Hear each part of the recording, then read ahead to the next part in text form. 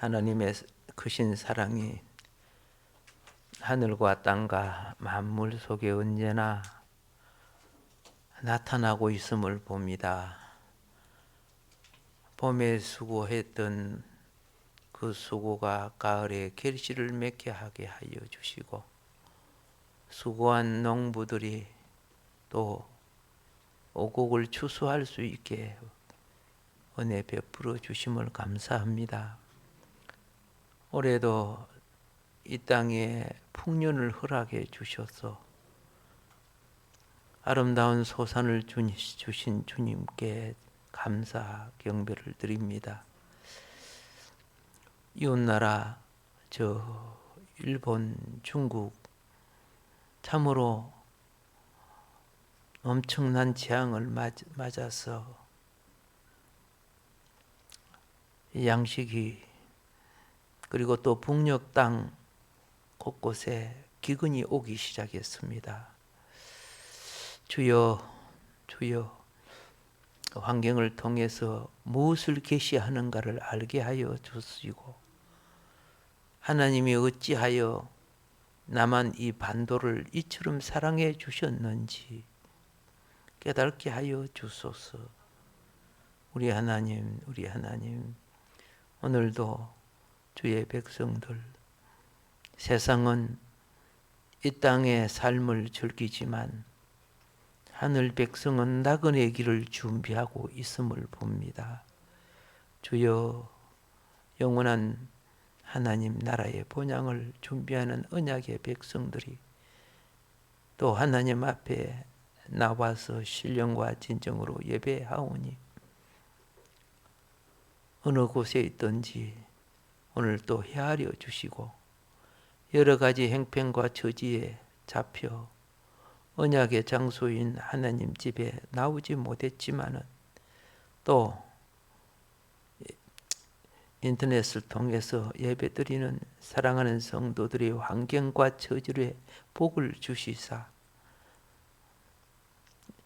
함께 모여 그리스도의 몸을 이루는 역사를 이루게 하여 주시고, 오늘도 말씀을 듣는 곳곳에 심령의 문을 열어 주시사 언약의 생명의 씨앗과 삶과 치료와 회복과 또 한 주간 살아갈 수 있는 말씀의 양식을 부어 주소서. 주님 앞에 오늘도 우리 심령 생활 환경이 치유받으며 만복의 근원 되신 하나님 아버지로부터 복을 받으며 누리기를 원합니다. 시종일관 예배를 지켜 주시고 생명록에 잊어버린 이름 없게 하여 주시고, 주님 앞에 기도하여 올린 영혼마다 성령이여 그들의 심령에 마음의 영혼의 문을 두드려 주시사 구원의 초청이 이루어지게 하여 주소서. 예수님 이름으로 감사하며 기도합니다. 아멘. 사랑합니다. 축복합니다. 사랑합니다. 축복합니다. 아멘. 북한 여군 장교가 탈북해서 남한에 와 계시죠. 여러분이 있는데 그 중에 한 분은 우리 기독교인들을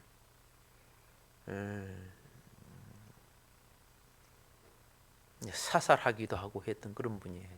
죽이기도 하고. 그분의 짤막한 간증을 먼저 한번 보도록 하겠습니다.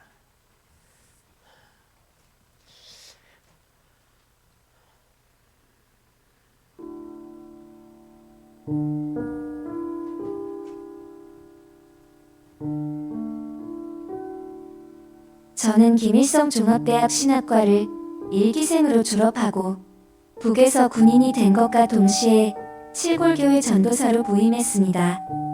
북한에 있는 교회는 형식적으로만 존재할 뿐 사실상 종교로서의 역할은 조금도 없습니다.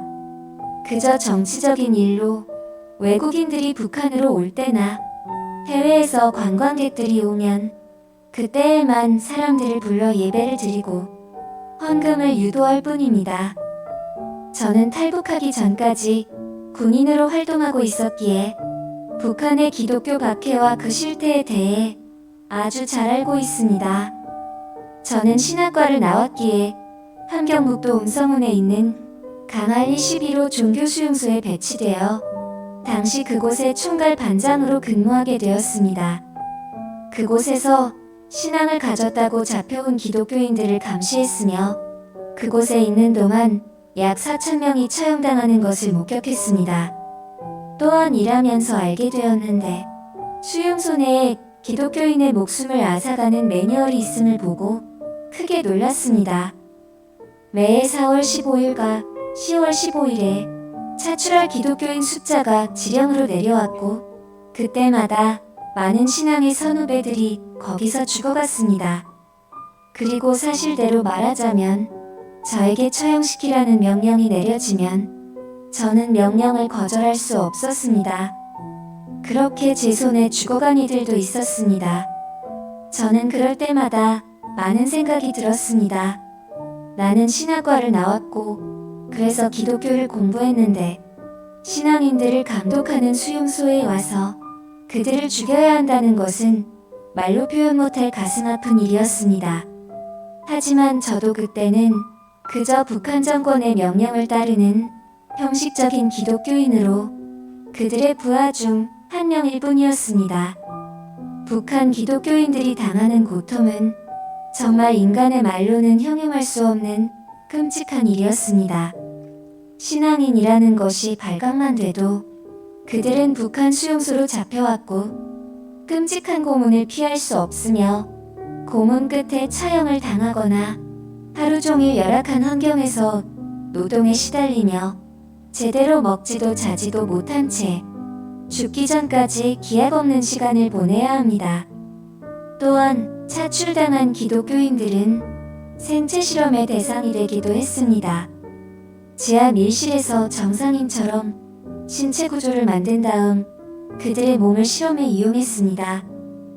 그렇게 기독교인들은 시기별로 죄의 강도에 따라 구분되어 총살 교수형으로 지목되거나 생체 실험용으로 쓰이는데 제가 봐온 사람들 중 그렇게 목숨을 잃기까지 사지가 멀쩡한 사람은 단 한 명도 없었습니다. 최대한 빨리 하늘나라로 떠나길 바라는 모습이었습니다. 북한에는 여전히 목숨 걸고 예배드리는 수많은 지하교회 교인들이 북한 전역에 하나님이 만드신 교회가 세워지기를 진심으로 바라며 지금도 이불 속에 숨어 숨죽여 기도드리고 있습니다. 그리고 많은 선교사들이 몰래 북한으로 와서 성경을 전달하고 불쌍한 영혼들의 복음을 전하려 힘쓰고 있습니다. 정말 북한에는 전 세계 성도들의 기도가 절실히 필요합니다. 모두가 하나 되어 간절히 기도해야 합니다. 그래야 북한에도 하나님의 임재가 강하게 임할 것으로 믿습니다.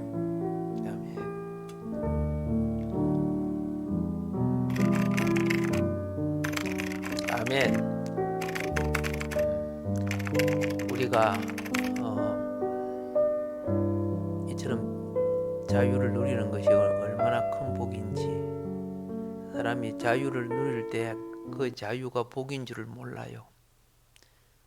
제가 가수원에, 할아버지 가수원에 있을 때 얼마나 밤도 많고 감도 많고 사과도 많고 그게 감사한 줄 몰랐어요.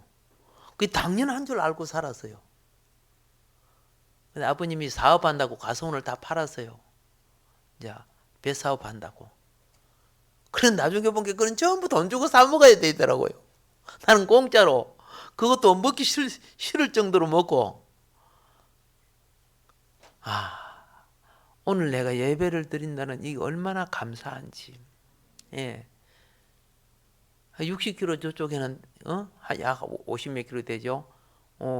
얼마나 상황이 다릅니까? 우리의 교회의 큰 죄 중에 하나가 뭔지 아세요? 북한 정권에게 병원도 지어주고 돈도 주고 컴퓨터도 놔주고 다 했지만은 막상 북한에 있는 우리 믿는 사람들은 한 사람도 도와주지 않았어요. 한국 교회가요. 성도들의 헌금이 북한에 가면은 그 사람들한테 가면 그 사람 다 잡아가고 넣어버리는데, 이게 한국 교회 지도자들이 해결해야 될 부분이에요. 그리고 인권 말하면서 그렇죠. 예. 지금 우리 선교사들하고 6명이 지금 북한에 억류되어 있죠.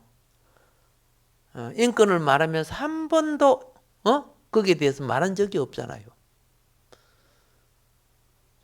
그러면서 그 좋은 위스키, 좋은 유혹가 이런 것들은 갖다 바치면서 나라의 지도자가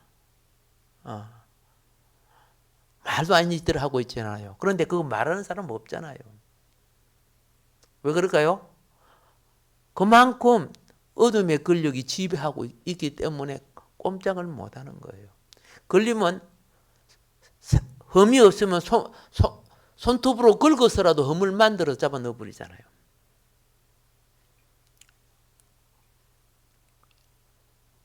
북한 교회가 저렇게 된 것은 남한 교회의 책임이 큽니다. 예, 방종하고 기도도 안 하고 했잖아요. 그리고 북한 교회가 왜 그 사람들이 고통을 당하면서 안 돌아서고 있습니까? 영생과 하나님 나라를 빼앗기지 않기 위해서 그러는 거죠. 잠시 편안히 잘 살 수 있어요. 주를 부인하면 그들 앞에 알랑방귀 끌고 떨면은 살 수 있잖아요. 근데 영원한 기업과 생명을 잊어버리는 것은 그들은 알기 때문에 그러잖아요. 그래서 히브리서 11장이 뭐라고 합니까? 더 좋은 부활을 얻기 위하여 그들의 어떤 유혹도 감내하지 않고 차라리 죽음을 택했다는 것이죠. 성경에는 일반적 부활이 있고 죄인의 부활이 있고요, 성도의 부활이 있고 더 좋은 부활이 있어요. 예. 우리의 태도와 처신이, 나도 모르게 움직이고 있지만은 사건이 나면 다 CCTV에 막 보고 그러잖아요. 아파트 차 긁어 놓으니까 막 경찰 부르고 CCTV 보고 그러더라고요. 그러니까 그 안에 다 들어있더라고요. 맞죠? 여러분과 나의 예배드리는 태도로부터 살아가는 모든 것이 하나님의 눈에 머리카락 하나라도 남기지 않고 다 나타난다 그랬어요. 예수님이 직접 말하잖아요. 우리의 심판자 되신 예수님. 하나님은 하나님 집에서 방종한 자를 원치 않습니다. 신령과 진정으로 예배하는 자를 찾으신다고 그랬습니다. 오늘도 우리 예배 드릴 때 하나님 앞에 우리의 신령과 진정을 고백하는 시간을 가져보도록 하겠습니다. 다 같이 기도하는 심령으로 읽겠습니다. 신령과 진정으로 예배하기 위한 기도문. 하나님이 찾으시고 받으시는 예배자가 되기 위해 이 시간 성령의 임재가 임하는 신령한 마음을 가집니다. 외식됨을 버리고 참된 실천을 준행하는 진정한 행위로서 예배에 참여합니다. 신령과 진정이 있는 한 영혼이 안전할 것을 압니다. 두 번째입니다. 하나님, 나는 죄인입니다. 하나님, 나는 죄인입니다. 한 주간의 생활 속에 때로는 믿음을 떠나 치우친 생각과 천박한 감정에 잡혀서 영혼과 행동을 더럽혔습니다.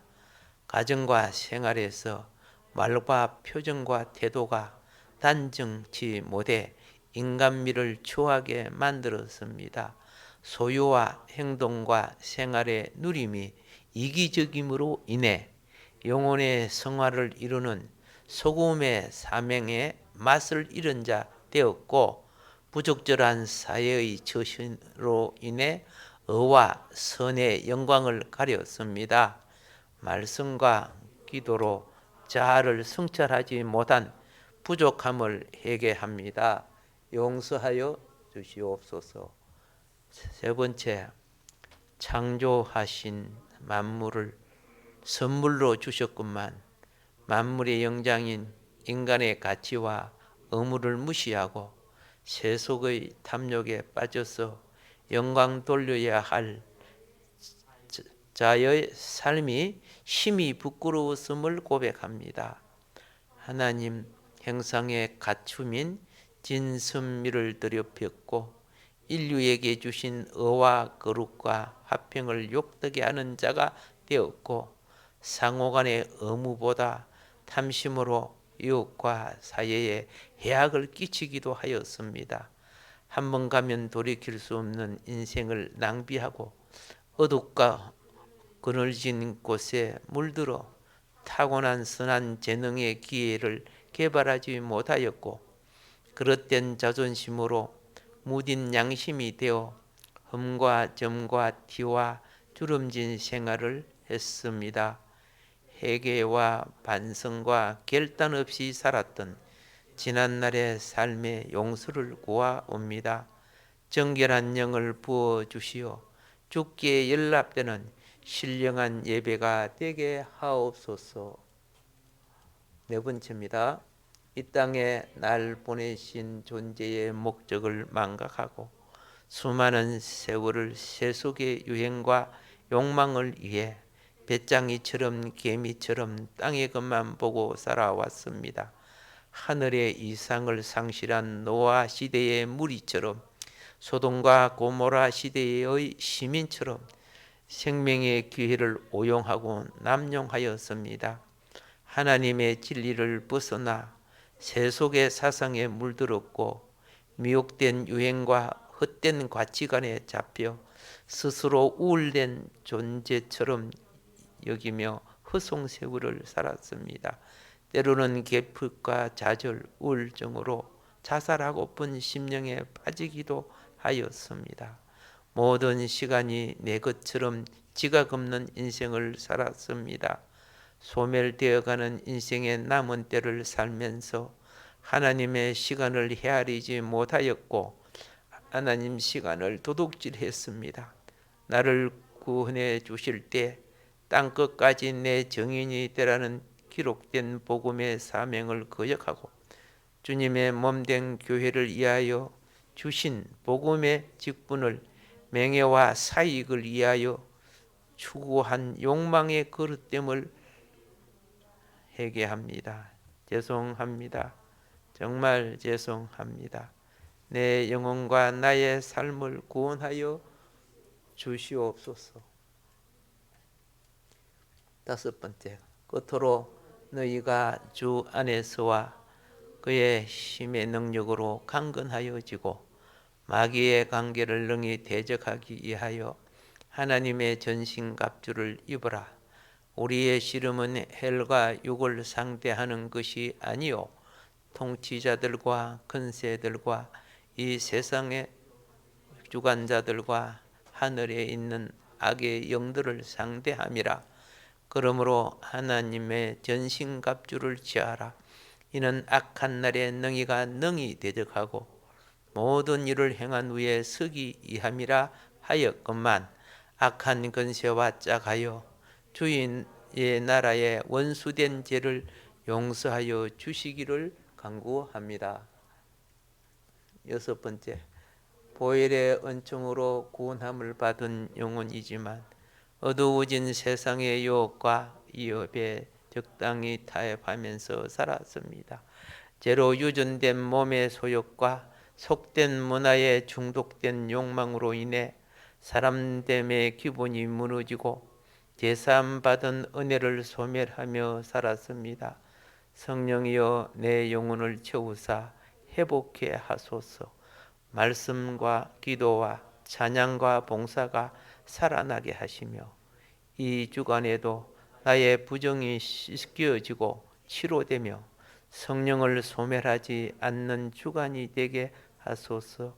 7번씩 70번이라도 회개하는 자를 용서하라는 주님, 용서한 자와 용서받은 자의 심령에 성령의 임재를 체험하게 하소서. 미혹된 거짓 영을 제하시고 예수님 보혈의 은혜로 부활과 안식의 예배가 되게 하옵소서. 7번째 마지막으로 예수님 나의 심령 안으로 들어오시옵소서. 나의 심령 안으로 들어오시옵소서. 나의 주인이 되어 주소서. 나의 주인이 되어 주소서.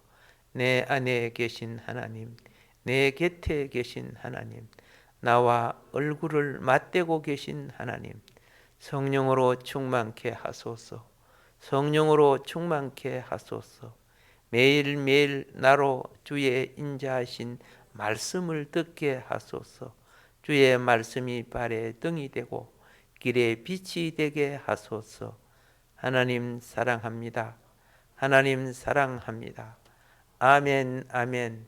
주 예수 그리스도의 이름으로 하나님 아버지께 기도드립니다. 아멘.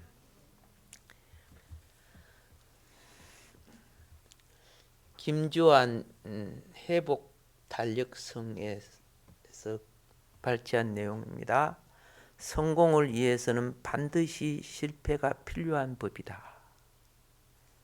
별다른 고생 없이 평탄한 삶을 산 사람 중에 커다란 업적이나 성취를 이룬 사람을 찾아보기 힘들다. 그것이 세상의 이치다. 위인들은 역경에도 불구하고 위인이 된 것이 아니라 사실 역경 덕분에 위대한 업적을 이룰 수 있었던 것이다. 이들에게는 역풍이 오히려 반가운 존재다. 모세의 실패를 교훈 삼기 위해서 봤습니다. 인간관계의 지도자적인 자질을 형성하기 위해 사람에게 배척당하는 과정을 통하여 자아를 처리하여야 하는 과정을 모세는 알지 못했습니다.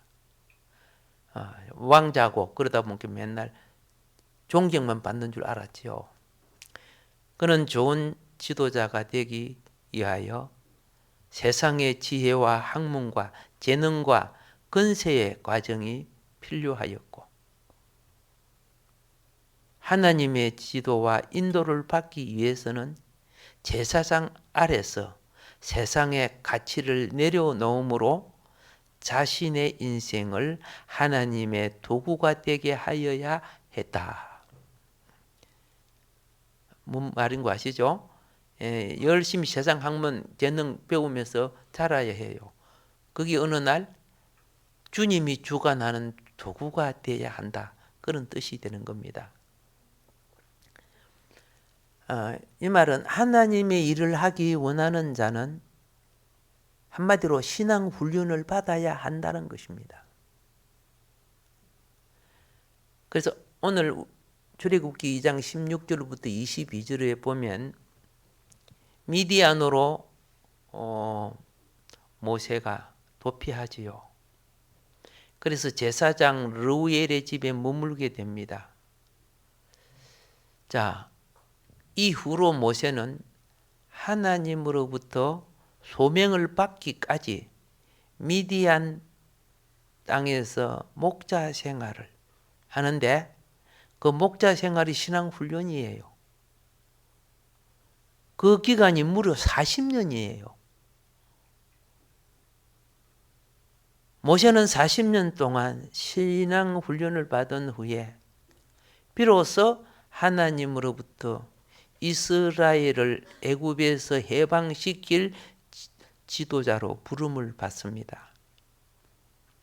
신앙 훈련의 비록 그죠? 참 긴 기간인데 길든 간 짧든 간에 하나님의 일을 하고자 하는 자는 반드시 거쳐야 하는 과정입니다. 전에 제가 이런 말씀을 들은 적이 있습니다. 우리나라가 가난하고 어려울 때 목회하는 것은 너무 힘들었습니다. 그때 기록이 있어요. 이하 여대생들을 이하 여대생이 기독교인들 아닙니까? 김한란 박사가 그죠? 힘써 또 키워나간 학교, 세워나가고 키워나간 학교인데 다 기독교인인데도 내 결혼 대상 자를 내가 한다면 누구로 하겠지 했어요. 그러니까 뭐 좋은 순수가 많다 아닙니까? 어떤 사람은 대통령 부인 되겠다, 국회의원 부인 되겠다, 장관 부인 되겠다, 뭐 판사, 뭐 의사 부인 되겠다, 뭐 이런 게 있죠. 쫙 있어요. 그런데 목회자 부인 되겠다는 사람이 총 30항목 중에 24번째였대요. 그럼 23번째가 무엇인 줄 아세요? 이발사였어요. 목회자 부인 이발사 직업보다도 못했다는 뜻이죠. 그만큼 힘들었다는 거죠. 그 사람들이 불신자가 아닙니다. 신자였는데. 지금 보면 참 웃기는 소리 같죠. 그만큼 현실의 삶이라는 것이 그렇다고 말합니다. 하나님을 믿어도.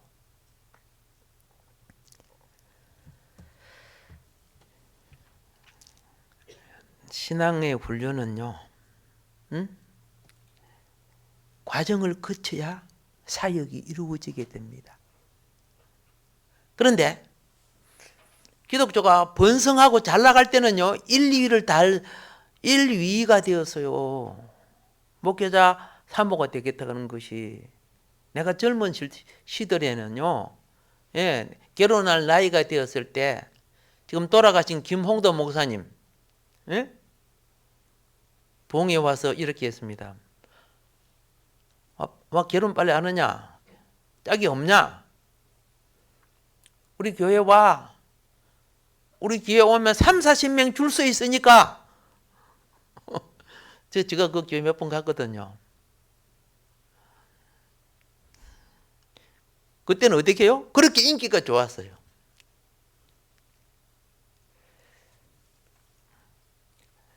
뭘 느끼는지 아세요? 사명보다도 환경 따라간다는 거.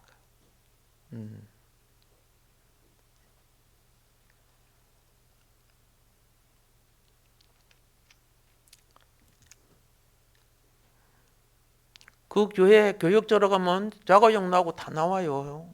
사택 나오고 다 나오니까 뭐 돈 들어가겠냐. 그러다 보니까 이제 환경 따라갈 수밖에 없지요. 자, 다윗은 이스라엘 성군이 되기까지 참으로 오랜 세월 동안 사울의 칼을 피해서 다윗은 자기 이 집안에서도 형제들에게 막둥이죠. 그러니까 멸시 천대를 받았을 뿐만 아니라 골리앗을 깨뜨리고 이스라엘을 구원한 용장이 되었는데도 사울 왕에게 쫓겨다니는 사람이 됩니다. 광야 생활이죠. 광야 생활. 그래서 광야 10년 동안 있으면서 혹독한 훈련을 받습니다. 사도 바울, 다윗도 종교인이고 사도 바울도 종교인이에요. 그가 위대한 전도자가 되기 위해서는 그 환경이 좋은, 그분은요 부잣집 아들입니다. 길리기아 다소 출신이고 로마 시민권을 가지고 있고 자기 할아버지 때부터 가죽 공장 있지요. 가죽 공장은요 군인 군복, 군화, 신발, 핵대, 또 천막 다 만들어내는 곳이에요. 제가 그 집에 갔을 때, 바울이 살았던 길리기아 다소 바울의 집에 갔을 때 옛날 같았으면 이게 참 큰 부잣집이라는 거. 그리고 그 밑에 가죽 공장은 꼭 물이 필요하잖아요. 그 시냇물을 사용해서 공장을 돌렸구나 하는 것을 봤습니다. 근데 그 집은 여러분 이게 땅바닥이라고 하면 그죠? 그 집은 여러분 앉아있는 요 밑이야. 오랜 세월 동안에 덮여 있었던 거죠. 덮여 있었는 거. 2000년 전이니까. 그래서 위에다가 유리를 덮어놨어요.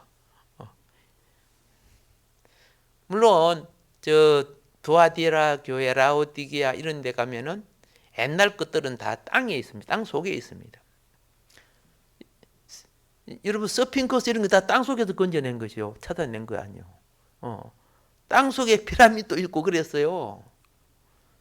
자, 그건 그렇고 바울이 모든 것에 부족함이 없고 훌륭한 인기를 얻고 출세 가도로 갈 수 있었는데 예수님 딱 만나고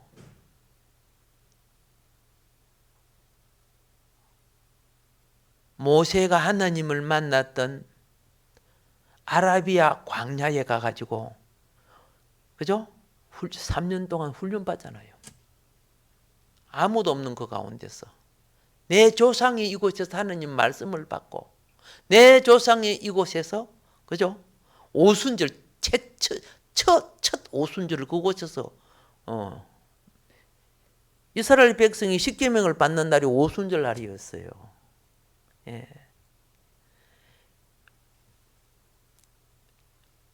거기서 그런 삼층청에 왔다 가는 체험을 하죠. 그리고 이제 위대한 복음 전도자가 됩니다. 예수님은 3년의 공생애를 위해 30년을 준비하신 분이죠. 마찬가지로 우리 또한 하나님이 앞에 가정생활, 직장생활, 사회생활 하지만은 그 과정이 모두 다 결론은 신앙의 훈련으로 이루어져 나가야 하는 겁니다. 예. 믿음의 길은 신앙의 훈련입니다. 여기에 실패하면은 세상에 지는 거죠. 나는 이런 생각을 합니다. 지금 중국에 있는 지하 교인들, 숨어 사는 생활하는 분들이나 북한에 있는 지하 교인들, 우리에게 경고를 주는 겁니다. 너 신앙 바로 서지 않으면 너희는 부끄러움을 당할 것이다.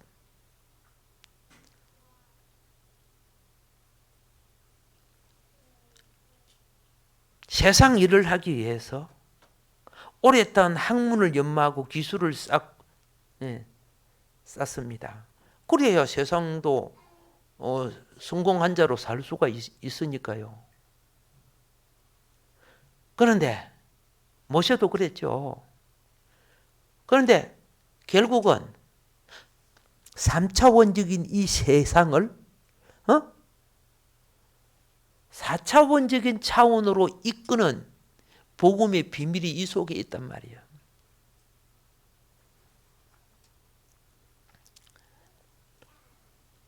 태초에 무엇이 있으라? 빛이 있으라. 하나님의 말씀의 빛이라고 했지요. 예. 알고 보면은 우리에게 주어진 돌판에 새겨진 말씀도 빛으로 새겨진 거예요. 여러분과 나를 치료할 때 성경은 치료하는 광선이라고 했어요. 말라기서 말하죠. 만물이요. 빛이 있으라 하고 난 뒤에부터 조성되고 형성된 거예요. 만물이. 여러분이 먹는 오곡이나 과일이 빛이 있음으로 다 된 거예요. 빛의 열매를 먹는다 그랬잖아요.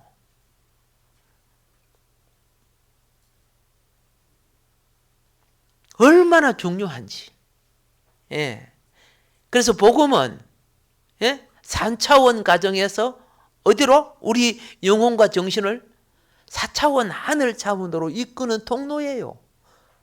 그래서 여러분이 아무리 배우고 많이 알아도 주의 영을 받고 말씀을 보면은 차원이 달라져. 똑같은 걸 봤는데도 하나는 세상 문법 구조의 논리 구조에 머물 수밖에 없어요. 근데 차원이 달라진 거는요, 땅에도 있지만은 상황이 바뀌어지면 물어볼게. 애벌레가 아무리 발버둥 쳐서 날아가요? 안 되잖아요. 근데 차원이 바꿔진 것은 날개로 날아가 버린다고.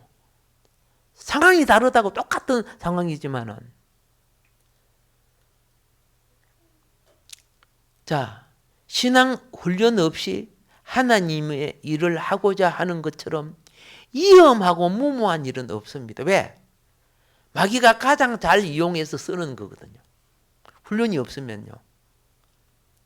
그리고 마귀들의 특징은 인간 우상화예요.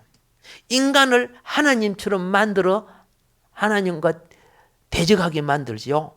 그 뒤에는 누가 있습니까? 사단이 있는 거죠.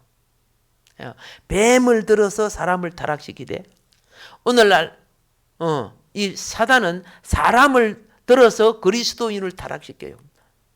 그 뒤에는 누가 있다고? 그러니까 여러분의 배경이 하나님이면 하나님을 따라야 돼요. 껍데기만 기독교이고 소갈머리가 아니면은 그런 천사의 가면을 쓴, 그렇죠? 양의 탈을 쓴 여호와도 같은 거예요.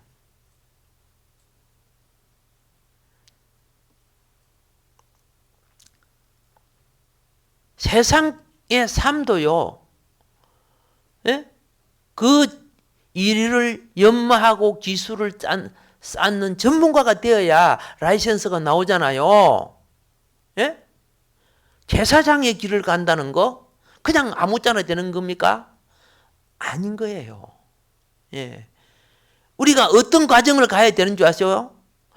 여러분과 나도 이 과정을 통해서 왕 같은 제사장이 되라고 성경은 말하고 있어요. 그냥 어불쩡쩡하고 매일 먹고 마시고, 그죠? 돈이나 세다가 천당 가가지고 천당 만당할 줄 아십니까? 안 그렇죠? 같은 열매를 맺어줘도요, 등 외품은 팔리지도 않아요. 등외품 보니까 쓰레기장에 버립니다. 상품 안 되는 것들. 사과밭에 사과가 바닥에 막 떨어져 있어. 등외품이야. 흠이 없고 좋은 것이 돼. 수박도 그래요. 설이 있고 조금만 하면 그거 팔립니까? 그거 옆에 다 치워버려요. 상품 되는 거면 금딱지 딱 붙여가지고, 그것도 다치지 않게끔, 그죠? 뭐 스티로볼 같은 거 싹 싸가지고, 그러니까 또 보기가 좋더라고. 배도 사과도 모든 것도 그렇죠. 왜 그래요? 왜 만물을 그렇게 우리로 헤아리게 해요? 너희도 하나님 앞에 그리 되라는 뜻이요. 왕 같은 제사장이 되라고. 그거 가르치는 거 아닙니까? 그래서 오늘 여러분이 읽은 이 내용 속에 상징이 있습니다. 모세와 제사장 딸들과의 상징. 제사장 딸들과 모세와의 상징입니다. 여기에서 보면은 애굽 세상을 나온 나그네로서의 성도를 상징하는 것은 모세가 애굽에서 도망 나왔죠. 나와서 지금 미디안 나왔죠. 그러니까 세상을 나온 나그네로서의 성도를 상징하는 거예요. 그리고 우물가에서 목동들에게 제사장의 딸들이 제지를 당하고, 그렇죠? 핍박을 받는 것은 교회를 상징하는 거예요. 그리고 그 다음에 모세가 핍박받는 교회, 즉 제사장의 이 딸들을 보호했죠. 보호해가지고 모세가 물을 떠서 딸들을 먹여줬죠. 이거는 뭐예요? 핍박받는 교회를 보호하는 그리스도를 상징하는 거죠. 보통요, 모세는 상징이 어떻게 해요? 둘, 셋 이렇게 상징을 나타내요. 그리고 그 다음에 성도를 영접하여, 모세를 영접했죠. 하늘 가족으로 키우는 교회를 상징. 르우엘의 가정이 모세를 가족으로 같이 생활하죠. 그거 상징하는 거예요. 그리고 그리스도의 재림으로 이루어질 혼인잔치를 상징하는 게 모세의 결혼이야. 나중에 모세의 결혼하죠. 모세 아내가 누구요? 예.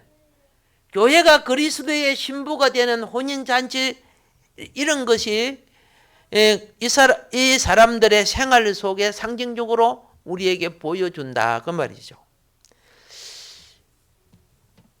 왜 그러냐? 그게 뭐 그렇습니까? 예수님이 그랬어요. 구약에 나타내는 것이 나를 계시하는 것이다 그랬잖아요. 예? 그 성경을 보고도 나를 깨우치지 못하나? 이 성경을 더디 믿는 미련한 자, 엠마로 가는 제자들에게 예수님이 또 책망했잖아요. 구약 역사로만 보려고 몰라 구약을 봐요. 예수 발견하려고 보는 거 아니요? 성경 되게 구약 뭐 복잡하고 어려워요. 세상 사람은 그거는 그냥 뭐 참고 그 참조적으로 보는 것으로 보죠.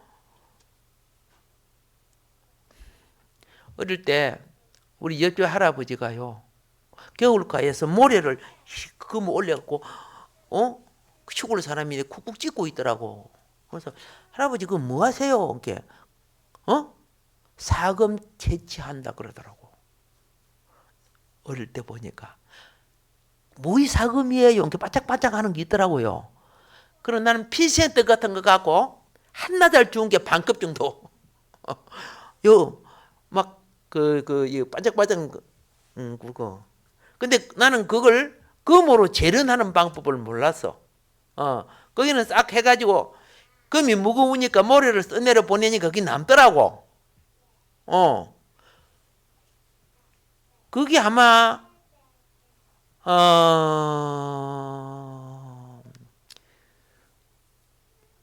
수원하죠, 수원.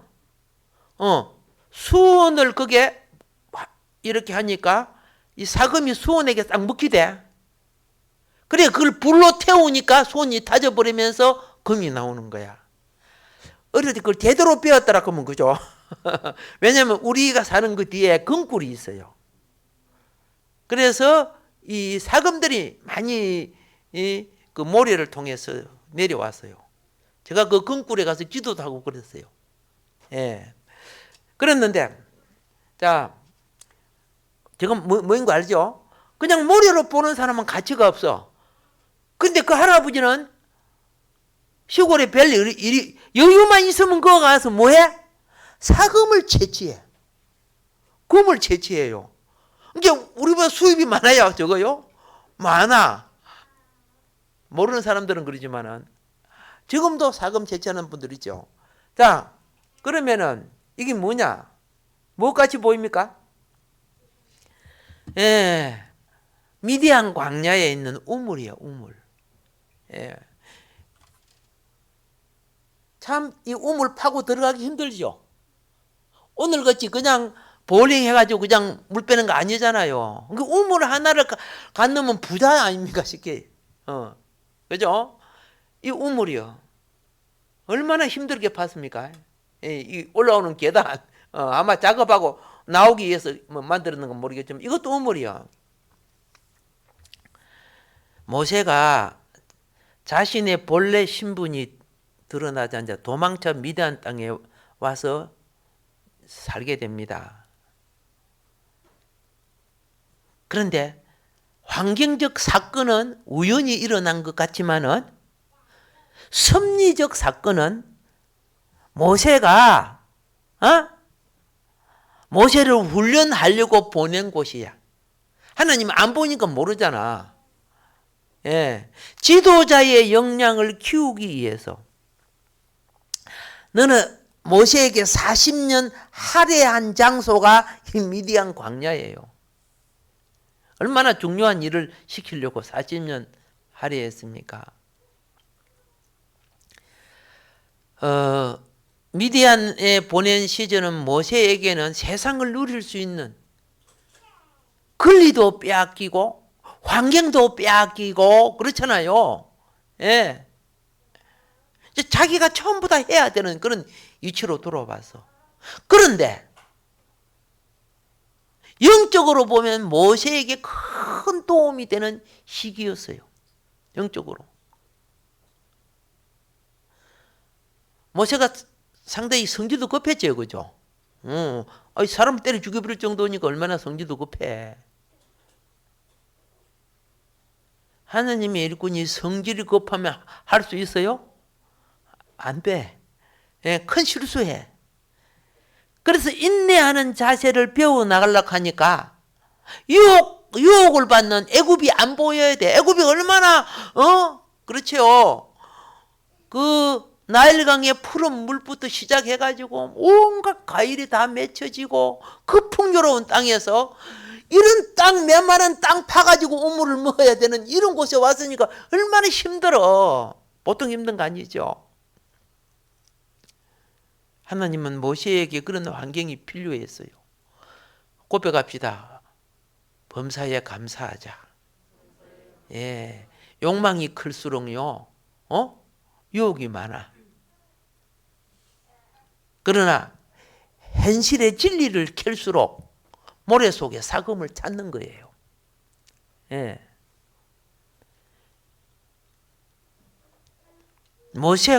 우리가 모세같이 의도하지 않는 사건이나 일로 인해서요, 이런 환경에 빠질 수 있죠. 이때 우리는 인내해야 됩니다. 예. 위치 이동이 모세는 될 수밖에 없었고 그 광야에서 40년 인생을 살아가게 됩니다. 우리에게 지금 나타내는 게 뭡니까? 하나님의 일꾼이 되려면 갖추어야 할 태도가 어디 있는가? 성도가 처한 환경이나 상황을 어떻게 믿음을 키워나가는가? 믿음과 인내는 같이 가야 돼요. 무엇과 무엇은? 믿음과 인내는 같이 가야 돼. 그 다음 우물 봅시다. 예. 자, 이 발견한 우물들이에요. 자, 원래 이 우물은요, 옆에 요리 테두리가 있습니다. 우물 옆에 테두리가 사람 보통 허리만큼 이렇게 되어 있죠. 그래서 이런 모래라 이런 게 안 들어가게끔 막아주고, 또 어떤 우물은 뚜껑이 있고, 이게 또 이 챙이 덮여 있기도 합니다. 그런데 참 이대로 빠지면 큰일 나겠죠. 그런데 언제 이 테두리를 없애느냐? 대적이 쳐들어오거나 위치가 발각되지 않기 위해서는 이 테두리를 없애. 멀리서 보면 그냥 팽지로 보이는 거야. 그러니 테두리가 없어요. 전쟁 때 적에게 노출되지 않게 하기 위해서. 그런데 이제 이 우물이죠. 이거 참 파기 힘들었겠죠. 이것도 사실 스키함이죠. 예, 굉장히 그래도 굉장히 단단하게 해야 되는 이거 파고 들어가서 물 나오게 한다는 거. 그러니까 지금 발견한 것이 이도로의 음모를 이기라고 보는 거예요. 이도로의 음모. 지금 네 번째 보여주는 거. 그거 학자들은 열심히 일해도 누가 알아주지도 않아.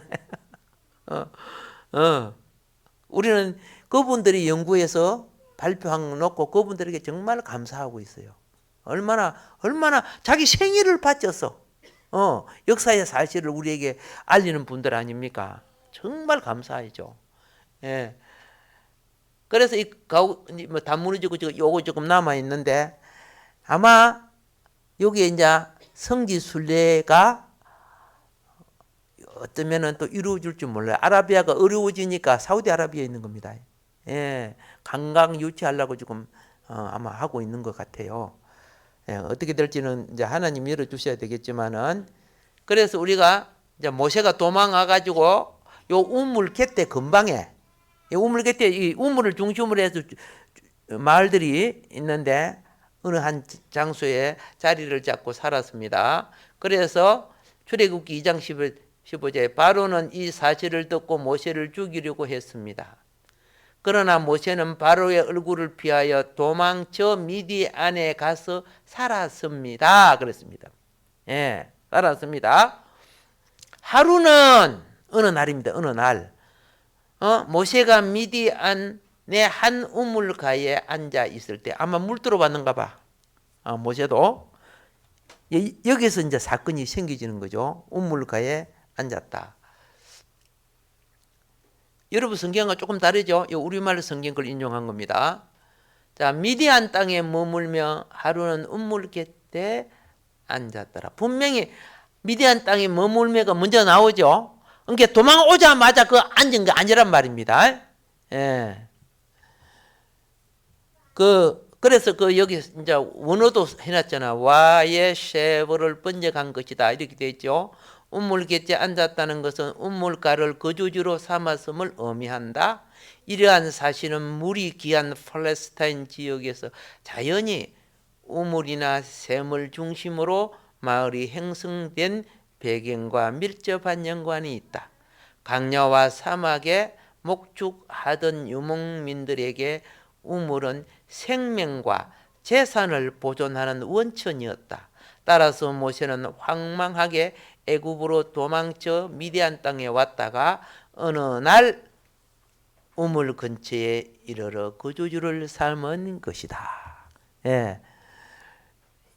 자, 그래서 이제 망명자의 고독을 우리는 볼 수 있습니다. 이스라엘 백성을 학대한 애굽인을 살해함으로 말미암아 미디안 광야로 도망갈 수밖에 없었던 모세는 모세의 40년 연단 과정과 생활상이 자세하게 언급되고 있다. 몇 절부터 몇 절까지요? 16절부터 22절까지. 그 중에 전반부 16절부터 19절은 르우엘의 딸과 모세와 만나는 장면이고 후반부 20절부터 22절은 그것을 계기로 모세가 르우엘의 딸과 결혼하여 자식을 낳고 목부로서의 삶을 영위하는 장면이다. 우리는 비록 자기 결단에 의한 것이긴 하나 대제국 애굽의 왕자라는 영화로운 지위를 일시에 잃어버리고 일개 양치는 목부로 전락한 모세의 육체적 고통 및 정신적 갈등은 그 누구도 쉽게 감내할 수 없을 만큼 깊은 것이었음을 감히 짐작할 수 있다. 이렇게 해서 또 영적 비유를 설명을 해주죠. 예수 그리스도의 경우에도 그대로 적용된다. 즉 인류의 대속을 위해 낮고 천한 인간 세계에 오셔서 온갖 고초와 괴로움을 다 당하시고 끝내는 십자가상에서 처참하게 운명하신 그리스도의 모습을 아무리 현장감 있게 모셔 하여도 많은 독자와 감상자는 이를 뭐한다? 무시해요. 뽀뽀뽀가 더 좋지. 세상 저런 게 있어도 어떤 말 이런 거 관심 갖고 싶어 하지 않는다 그런 뜻이죠. 자, 그런데 또 하나님의 섭리를 봅시다. 16절부터 22절에 하나님께서는 모세가 도피한 미디안 광야에 이미 르우엘의 가정과 시내산을 예비해 놓으셨다. 하나님께서는 이곳에서 모세를 목자로서 40년간 연단시키면서 장차 선민 이스라엘의 진정한 목자가 될 자격을 영육으로 갖추게 하셨다. 르우엘의 뜻이 뭡니까? 하나님의 친구라는 뜻이죠. 르우엘, 하나님의 친구라는 뜻을 지닌 이름으로서 그가 고대 셈족 하나님, 셈족의 신을 뭐라고 불러요? 엘이라고 불러요. 엘, 하나님을 엘. 아브라함 전통의 맥을 이어 섬겼다는 사실을 암시해 준다. 왜냐하면 미디안이 아브라함의 세 번째 아내에서 태어났잖아. 여기 미디안 후손들 아니요. 그러니까 아브라함 신앙 받았어, 안 받았어? 오, 당연히 영향을 받지요. 이스라엘도 엘 신앙의 영향을 얼마나 많이 받은 거 알죠? 여기에 르우엘만 있는 게 아니잖아.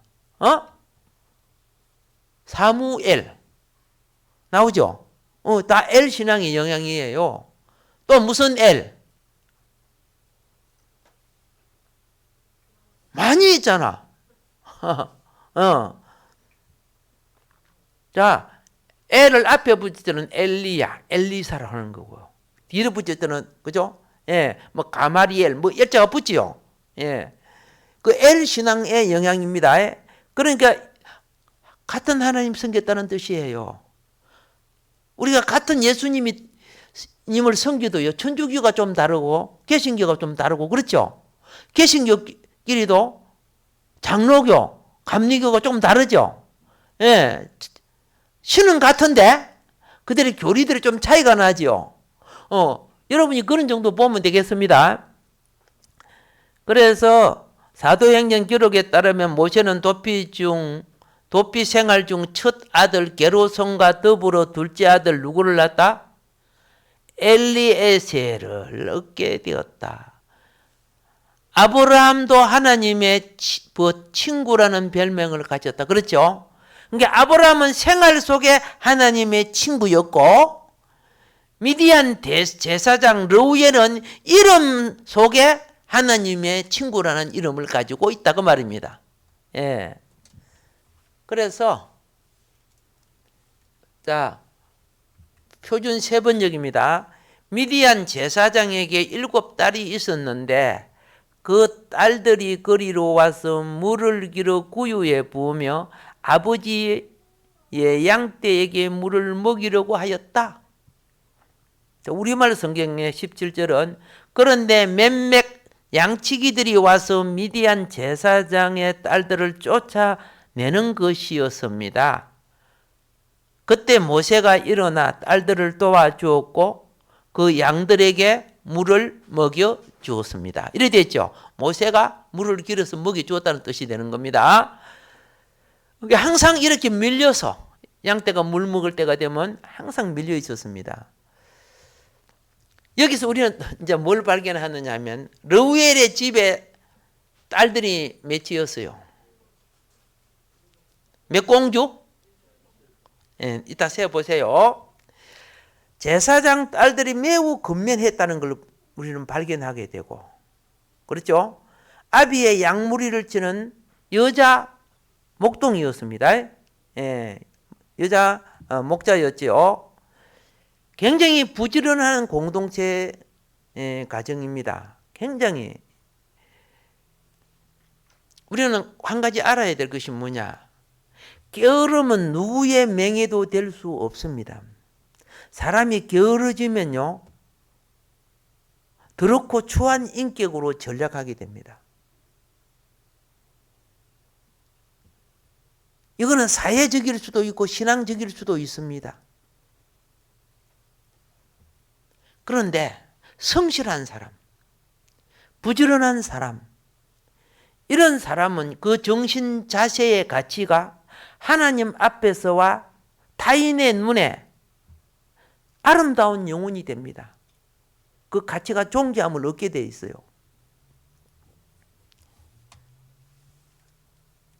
물이 귀한 사막에는 우물을 둘러싼 분쟁이 많았다. 중동에는 굉장히 많은 거죠. 죽고 살고 사기로 그 우물 빼앗는 전쟁도 하고 그랬으니까. 유목 생활을 하는 거친 젊은 목동들이 우물에 가서 차례를 기다리기는커녕 먼저 길어둔 것마저 빼앗아 가려고 하는 상황은 쉽게 이해될 수 있다. 모세가 앉았던 우물가에도 양육 강식의 사회 현상이 벌어졌다. 자, 모세가 우물가에서 이제 이런 사건을 통해서 르우엘은 이드로와 같다 그랬죠. 예. 르우엘은 이름이고 이드로는 뭐 했습니까? 제사장 직임을 이드로라고 하는 거예요. 그래서 저 제사장 오네 하면 이드로 오네 그러면 되는 거예요. 예. 히브리에는 코헨, 예? 그죠? 여기 미디안 쪽은 이드로 이렇게 부르는 거예요. 그런데 모세가 우물가에서 르우엘의 딸을 만났다고 하는 것은 우연히 만나죠. 그런데 여기는 기이하신 하나님 섭리가 있는 거예요. 솔직히 말해서 왕자인 모세는 미디안 여자 아내 삼고 싶은 마음은 사실은 없는 거죠. 근데 어쩔 수 없이 거기에서 마음에 드는 사람 골라서 아내 삼을 수밖에 없는 상황이에요. 모세는 이 여인들에 의해서 망명생활에서 구원을 얻게 돼. 생활구원입니다. 예. 구원을 얻게 됩니다. 그러니까 모세하고 여인과의 구원 관계는 밀접한 함수 관계를 가지고 있어요. 아까 여인은 무엇을 상징한다고? 교회를 상징한다고 했잖아요. 자, 보세요. 모세가 태어났을 때 3개월 동안 누가 숨겨 키웠어요? 엄마 요게벳. 모세 죽어야 될 때 아닙니까? 그런데 살아서. 그렇죠? 나중에 갈대 상대에 담아가지고 나일강에 버렸을 때 누가 망봐줘서? 모세 누나 미리암. 누가 나타났어요? 바로의 딸 공주가 나타나죠. 이 아기 울음소리를 보고 저 상자 가져와봐. 누가 가서 가져왔어요? 공주의 시녀가 가서 가져오잖아. 그거 다 여자하고 관계가 된다니까. 그래서 이거 어떻게 키우지? 미리암이 미리 알고 미리미리 가가지고 소개시켜드릴게요. 그래가지고 친모를 소개시켜주죠. 그것도 또 미리암이 하는 거예요. 근데 모세는 누구에게 배척받아요? 자기 동족인 남자한테 배척을 받잖아요. 그래서 동족인 남자한테 배척을 받았는데 미디안 광야에 가가지고 누구를 또 만나? 르우엘의 딸들을 만나잖아요. 예. 그래, 르우엘의 딸들에 의해서 모세가 제사장 집에 가족이 되잖아요. 영적 원리입니다. 인간적으로 생각하지 마세요. 이게 교회가 해야 될 원리예요. 생명을 살려야 되고, 그렇죠? 예, 생명을 치료해야 되고, 생명을 양육해야 되고, 생명을 보존해야 되고, 생명을 세워야 되는 거예요. 나중에 모세가 커서 파송하죠. 다시 애굽으로 가잖아요. 교회 원리가 그 속에 다 들어있는데 그 속의 역할을 누가 하고 있어? 여자, 즉 교회가 하고 있다는 뜻입니다. 다시 말씀드립니다. 모세는 모든 인간을 상징하고, 그런데 어떤 인간? 세상을 낳은 성도를 상징합니다. 여인들은 또 무엇을 상징한다? 교회를 상징한다. 모세와 같은 모든 인간은요, 죽음의 선고 아래에 있습니다. 모세 잡히면 죽잖아요. 그런데 이 죽음의 선고 안에 있는 이들이 어떻게 삽니까? 교회를 만나서 살고 회복하게 돼요. 예. 그러면 이 세상에 교회를 누가 세운 겁니까? 예수님이 자기의 피값으로 세운 거 아닙니까? 예. 그래서 교회의 주인은요, 예수님이세요. 자기 피값으로 세웠어요. 그런데 이 교회의 역할은 여인의 역할을 해야 돼요. 교회에 와서 남자 역할을 하는 거 아니에요. 예. 알겠습니까? 죽음 안에 있는 모든 인생을 보살피고 이끌어야 됩니다. 왜 여인의 역할이 크냐 하면은 여인의 역할이 잘못됐기 때문에 하와 때문에 세상에 죄가 들어왔잖아요. 그렇죠? 죽음이 왔어요. 그런데 이것을 회복하는 것이 다시 여인의 역할이라. 그래서 구원자, 여인 마리아를 통해 구원자가 오잖아요.